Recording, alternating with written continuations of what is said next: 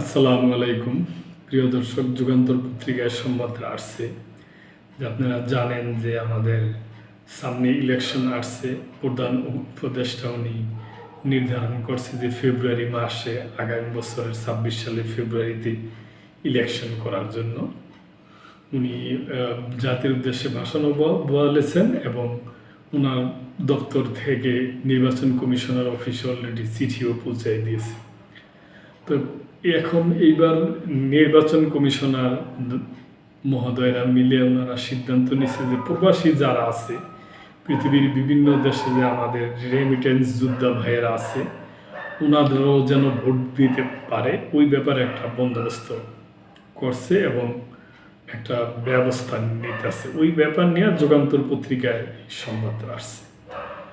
প্রবাসীদের সুখবর দিল ইসি।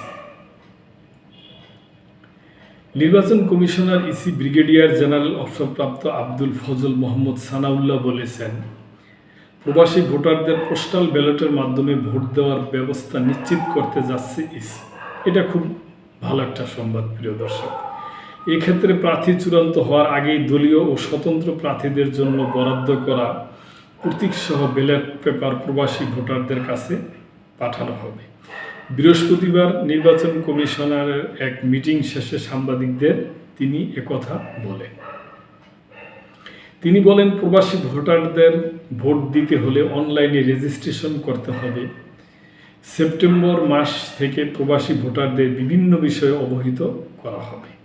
সানাউল্লাহ বলেন, ডিসেম্বরের প্রথমার্ধে তফসিল ঘোষণা করবে নির্বাচন কমিশন ইসি। চূড়ান্ত হয়েছে দল ও প্রার্থীর আচরণবিধি। তিনি বলেন, তফসিল ঘোষণার ৬০ দিনের মধ্যে নির্বাচন অনুষ্ঠিত হবে। আগামী ৩১শে অক্টোবর পর্যন্ত যারা ভোটার হবেন তারা আগামী নির্বাচনে ভোট দিতে পারবেন। এর আগে আজ সচিবালয়ে মন্ত্রিপরিষদ সভাকক্ষে উপদেষ্টা পরিষদের বৈঠকে প্রধান উপদেষ্টা অধ্যাপক মোহাম্মদ ইউনূস বলেছেন, একটি সুষ্ঠু নির্বাচন নিশ্চিত করাই অন্তর্বর্তী সরকারের প্রধান কাজ। বৈঠক শেষে সংবাদ সম্মেলনে প্রধান উপদেষ্টার প্রেস সচিব শফিকুল আলম বলেন, সবার শুরুতেই প্রধান উপদেষ্টা বলছেন, ৫ই আগস্ট আমার প্রথম অধ্যায় শেষ হয়েছে। আজ থেকে দ্বিতীয় অধ্যায় শুরু হয়েছে। এখন আমাদের প্রধান কাজ হচ্ছে একটি সুষ্ঠু নির্বাচন নিশ্চিত করা।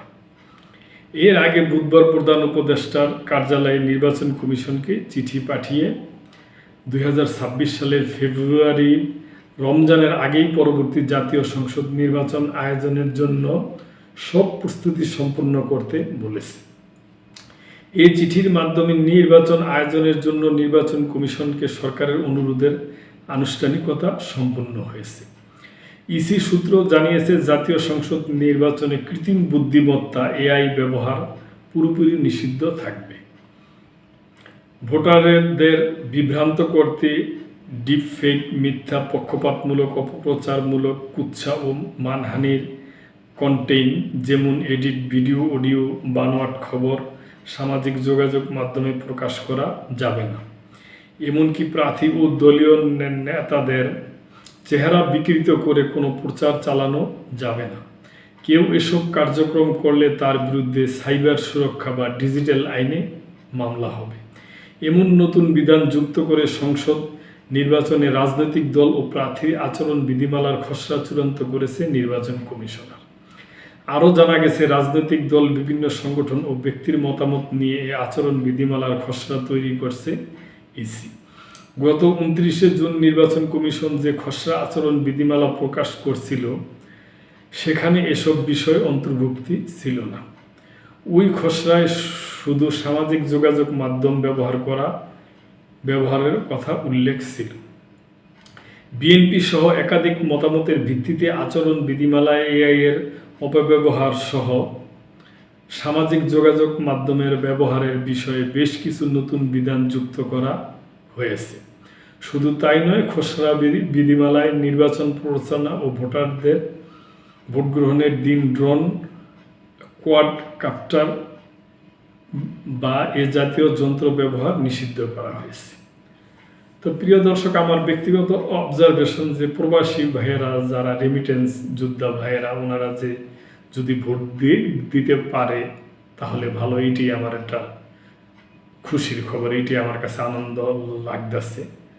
তো দর্শক, আপনাদের যদি কিছু বলার থাকে অবশ্যই কমেন্ট করবেন, লাইক শেয়ার কমেন্ট করে সাবস্ক্রাইব করে, এবং আমাদের এই চ্যানেল সম্বন্ধে আপনাদের কিছু বলার থাকলে তা অবশ্যই আপনারা জানাবেন, আমরা সাদরে গ্রহণ করব ইনশাল্লাহ। তো আজকে এই পর্যন্তই, ভালো থাকবেন, আল্লাহ হাফেজ।